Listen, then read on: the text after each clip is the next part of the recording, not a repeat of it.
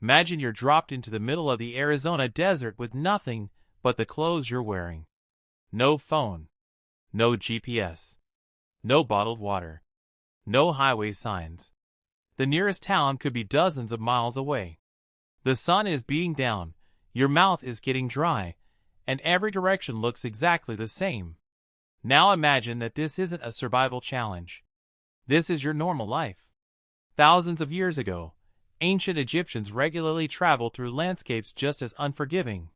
They had no satellites to locate water, no map showing underground aquifers, and no convenience store waiting around the corner. Yet somehow, they found enough water to cross the desert, feed animals, support settlements, and build one of the most powerful civilizations the ancient world had ever seen. So how did they know where to look? The obvious answer is the Nile. And yes, the Nile was the foundation of ancient Egyptian civilization. But here's the problem. The Nile doesn't flow through every part of Egypt's desert. Beyond the fertile valley and floodplain, the landscape becomes brutally dry. Travelers heading toward distant mines, quarries, trade routes, or desert settlements couldn't simply carry enough water for every journey. They needed to know where water could be found along the way.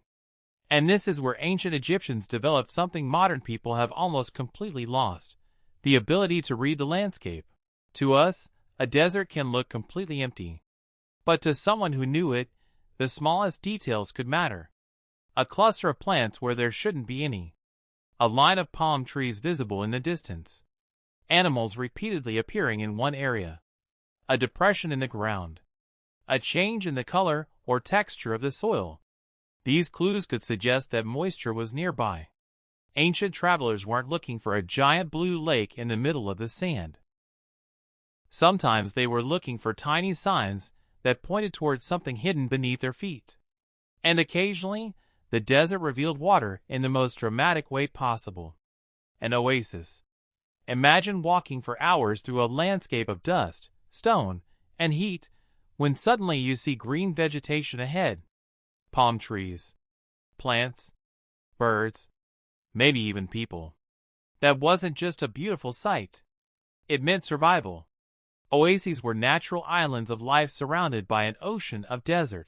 Some were fed by groundwater reaching the surface, while others were associated with springs or wells.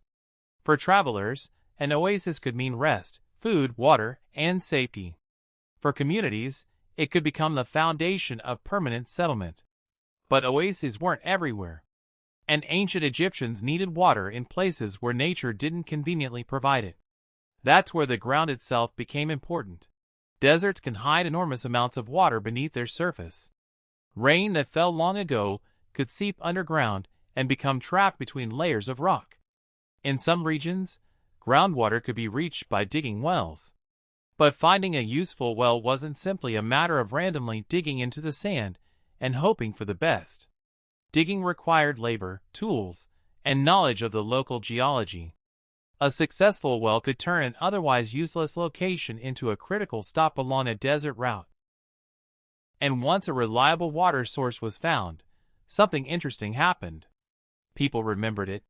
The location of a well or oasis could become part of a mental map passed from one generation to another.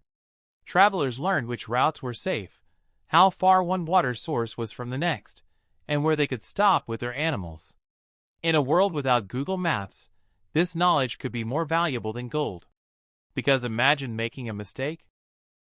You leave a water source believing another one is only a day's journey away.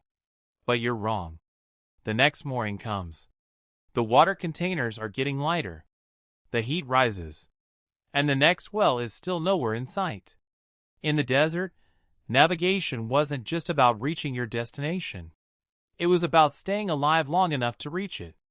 This is one reason ancient Egyptian trade routes were so important. Egypt's deserts contained valuable resources, including stone and minerals, but reaching them required crossing dangerous terrain. Expeditions needed supplies, animals, guides, and most importantly, access to water. A quarry could be incredibly valuable, but it was useless if workers couldn't survive the journey there. So water shaped where people could travel. It shaped where they could settle. And eventually, it shaped where civilization itself could grow. But finding water was only half the challenge. The Egyptians also had to control it. The Nile flooded seasonally, depositing fertile soil across the surrounding land. Egyptians developed irrigation systems to direct water toward fields. Later technologies such as the shaduf allowed people to lift water from lower areas into higher channels and fields. It was an incredibly simple machine: a long pole, a pivot, a container, and a counterweight. No electricity. No engine. No modern pump. Just leverage. But that simple idea allowed people to move water where gravity wouldn't naturally take it. And that changed everything. Once water could be controlled, food production could expand. Once food production expanded, populations could grow. Larger populations meant specialized workers, builders, administrators, soldiers, and craftsmen. And eventually, those communities could produce temples, cities, and monuments that seem almost impossible today. The pyramids are often presented as the ultimate symbol of ancient Egyptian power. But there's a deeper story hiding underneath them. None of it works without water. Not the farmers growing grain. Not the workers building monuments. Not the animals carrying supplies. Not the travelers crossing the desert. Not the cities along the Nile.